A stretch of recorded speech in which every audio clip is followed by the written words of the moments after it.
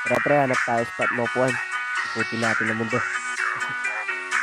Ay may buhay, hayop, hayop sa dagat, insekto, tubig, kalayo, puno, halaman, bato, lupa, buhangin at ang mundo may buhay. Ilapag lahat sa lupa, sabay-sabay kahit na anong bagay inilagay, may kanya-kanyang buhay. May kanya-kanyang buhay. Inilapag lahat sa lupa, sabay-sabay kahit na anong bagay inilagay, may kanya-kanyang buhay.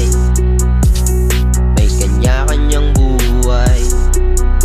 Sisimulan ko sa bato na normal lang natin makikita. May mahabang buhay sa mundo kaso di makaalis sa iskinita.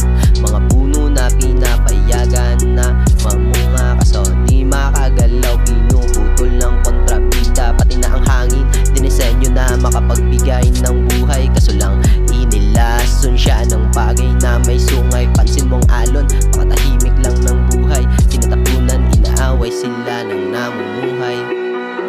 Kailan pa ba nila makakamtan ng karapatan sa mundong to na tayo lang din naman ang may dahilan. Namang bagay na minsan hindi pa maintindihan, kahit maliliit na insekto wala nang matirhan.